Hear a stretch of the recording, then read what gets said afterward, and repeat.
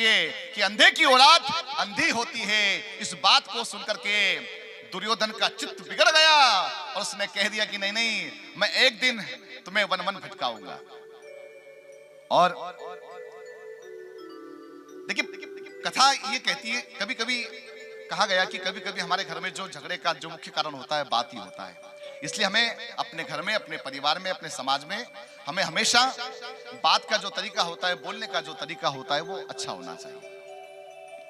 और किसी व्यक्ति की पहचान क्या, मैं आपसे पूछूं कि आपकी पहचान क्या, तो सबसे पहले व्यक्ति की पहचान होती है उसका नाम, फिर दूसरी पहचान होती है उसका परिवार, और तीसरी पहचान होती है समाज, और चौथी पहचान होती है वो किस जगह का, किस स्थान का, किस राष्ट्र का है।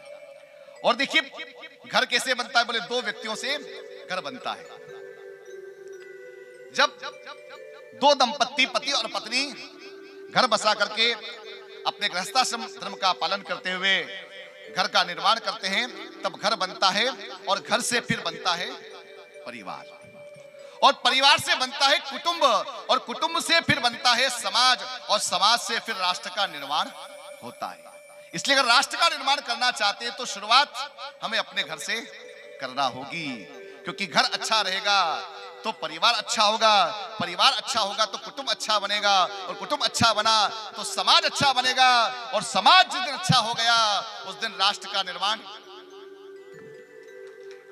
इसलिए राष्ट्र निर्माण की भूमिका में हमारे घर का बहुत महत्व है साहब। परंतु हम छोटी छोटी बातों को लेकर के इतने मनमुटाव हम कर लेते हैं कि फिर वे छोटे से मनमुटाव कभी कभी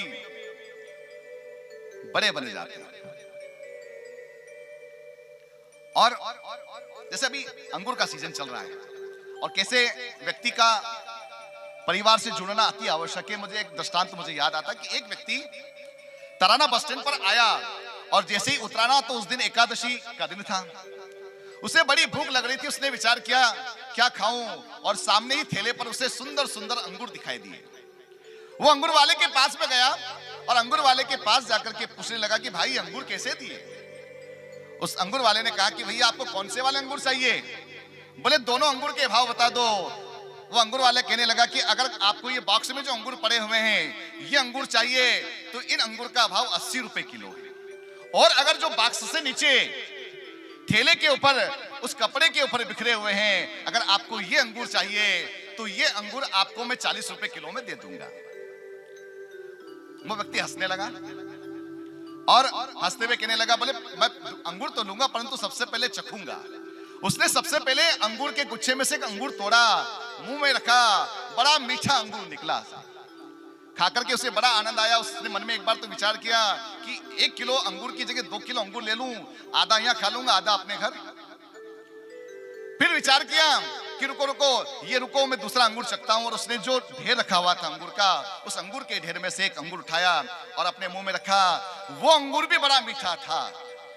वो हंसने लगा और दुकानदार से कहने लगा कि भैया मैं गांव से आया, इसका मतलब थोड़ी कि आप मुझे मूर्ख बनाओगे। दोनों अंगूर दिखने में एक जैसे हैं, दोनों के अंदर मिठास भी एक जैसी है, फिर इन दोनों के मूल्य में इतना अंतर क्यों। अंगूर वाला कहने लगा कि भैया पढ़े लिखे हो, इतना भी नहीं जानते हो। उस व्यक्ति ने कहा कि नहीं नहीं मुझे बताओ तो समझाओ तो सही, आखिर इन दोनों अंगूर में इतना, इन दोनों के भाव में इतना अंतर क्यों है। वो कहने लगा कि देखो भैया ये जो अंगूर मैंने आपको 80 रुपए किलो बताया ना, ये अंगूर मीठा है, और परंतु ये अंगूर गुच्छे से लगा हुआ है, गुच्छे से जुड़ा हुआ है ना, इसलिए इस अंगूर की कीमत ज्यादा है, 80 रुपए किलो है। और ये जो नीचे अंगूर ठेले के अंदर कपड़े के ऊपर बिखरे हुए पड़े हैं ना, ये अंगूरों की कीमत इसलिए कम हो गई है क्योंकि ये अपने गुच्छे से अलग हो गए। और देखिए आप अंगूर वाले की दुकान पर जाओगे ना, फल वाले की दुकान पर जाओगे ना, तो जो गुच्छे में अंगूर लगे हुए थे ना, उनको बड़ा साथ समझ 2 बार कपड़ा फेरेगा, पानी छीटेगा, बड़ा ध्यान रखेगा। और जो अंगूर बिखर गए हैं उनको वो देखेगा भी नहीं।